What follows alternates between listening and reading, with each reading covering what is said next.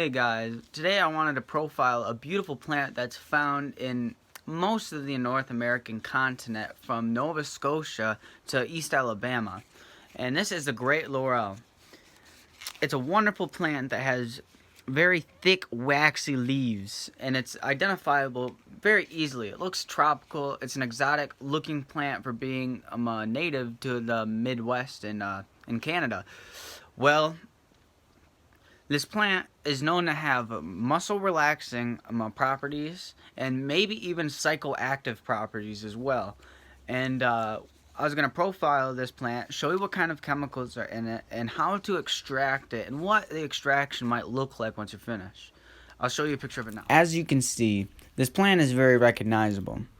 The flowers of these plants probably also contain terpenoids and phenylpropanoids and other psychoactive or muscle relaxing properties.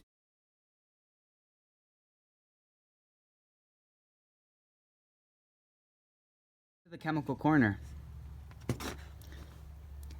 These are the chemicals found inside the essential oil of Great Laurel.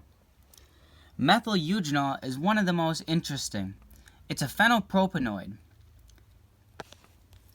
This is what eugenol usually looks like without the methyl. Eugenol is found inside of cinnamon, sweet basil, and clove oil, and also nutmeg, which has been reported as being hallucinogenic for other phenylpropanoid chemicals inside of it. Now, the reason phenylpropanoid chemicals are very interesting in an area of research that nobody has done any studying on is because of a central nervous system stimulant known as phenethylamine. Phenethylamine is found inside of cacao and different acacia bush outside of Mexico and Texas. It is a central nervous system stimulant and can be used in the production of amphetamine. Although it has a relation with amphetamine and meth, it does not mean that the basic structure of this chemical must be used for only pleasure seeking. There is another chemical, which is a substituted phenethylamine, that has been used since as long as we can record back by Native Americans in the West of America. This is mescaline. Mescaline has been found inside of peyote, inside of San Pedro, and plenty of other cactus too. It's a psychedelic phenethylamine. This has the power to make you see hallucinations that you honestly couldn't ever expect being real. That's the best way that I can say it. Now, when we take a look at all three of these together, this is phenethylamine compared to mescaline. Really, we see that you could use phenethylamine as a precursor in the production of mescaline.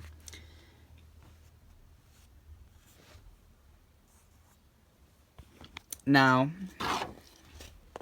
if we take a look at methyl eugenol and the structure of mescaline, you can instantly recognize why this chemical is important.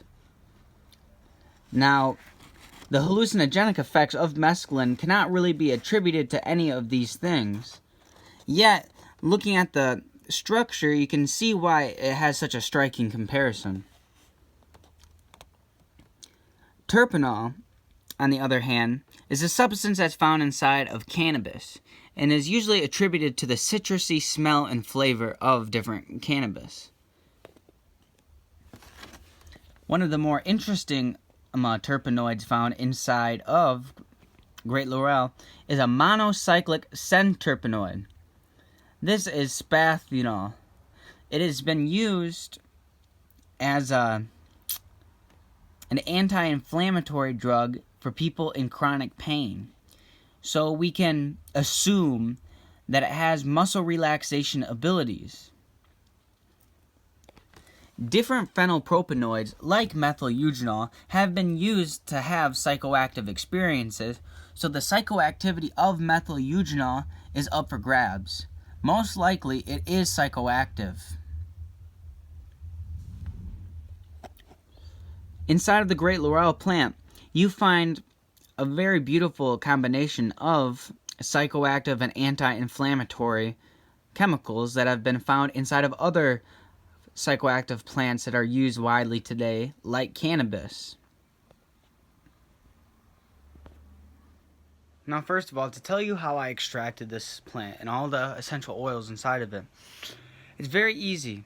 All you have to do is chop up the plant material and buy ethanol or even denatured alcohol works, which is actually ethanol but mixed with a little bit of acetone to make it so that you can't drink it and get drunk.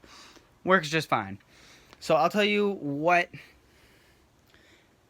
it looks like after you do this extraction. It's a very beautiful. This is actually the terpenes and the phenylpropanoids floating inside of the alcohol material, and you can tell that it's very aromatic and it's a very colorful substance. It's a very bright green looking substance, and it's wonderful to look at it and to examine.